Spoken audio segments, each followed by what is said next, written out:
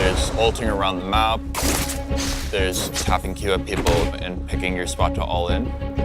The Spartan Warrior vibe. But there were some things that just felt too generic to him. So we wanted to make him our Runeterra sort of one-man army rather than this faceless helmet guy. When we were updating Pantheon, we realized that there was a ton of things that a lot of players loved.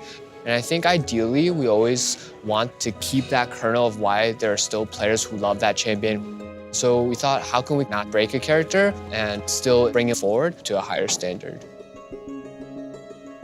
But whenever we consider champion updates, we usually kind of are deciding whether or not to change a character or to move the character's story forward.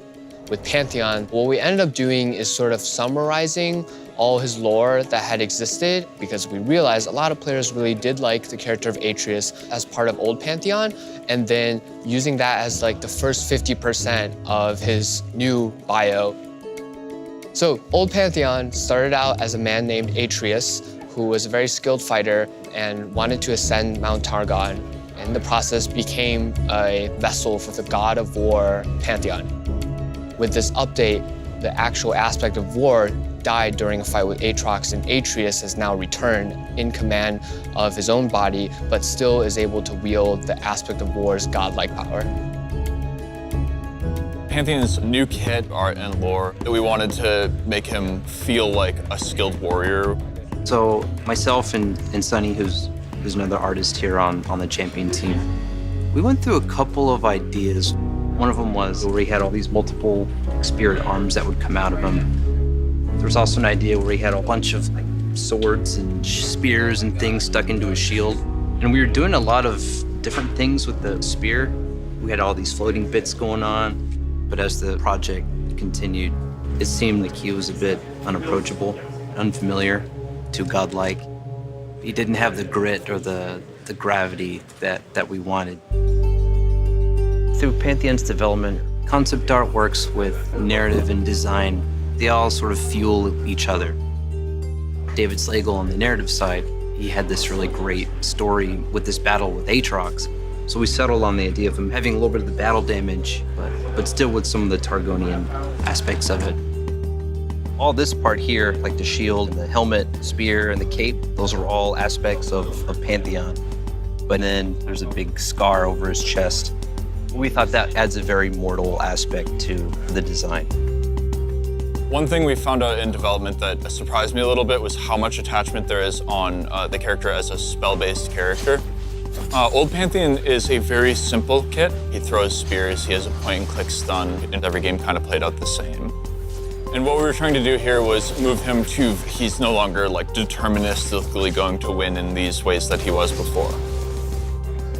Some of the new Pantheon ideas that I went through early were things like he throws a spear out, it sticks in the ground, he fights with the sword for a while. When he goes and picks up the spear, that's when he switches back. A bunch of stuff like that, but they drifted too far from like old Pantheon.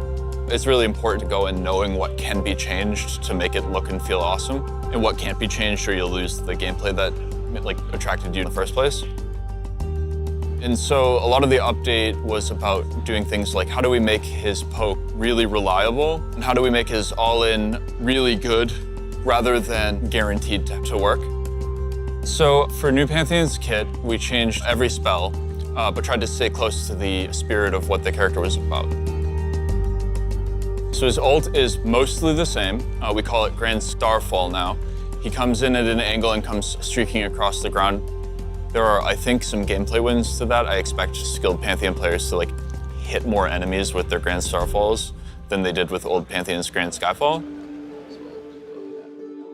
What's really fun about Pantheon is that like he's not only just this cosmic figure that has a lot of like magic to him, he's also the physical warrior, and I think making physical warriors in this game is actually pretty challenging.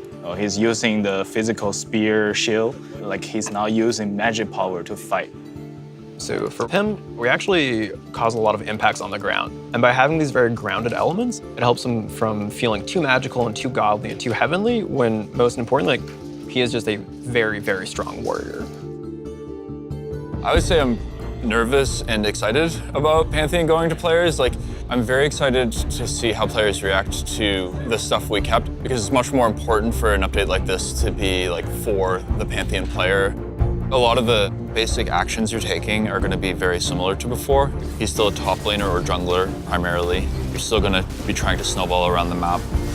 This is still Pantheon, but requires maybe a little more skill expression and as a result give the character that is like clearly powerful the tools to hit even higher moments.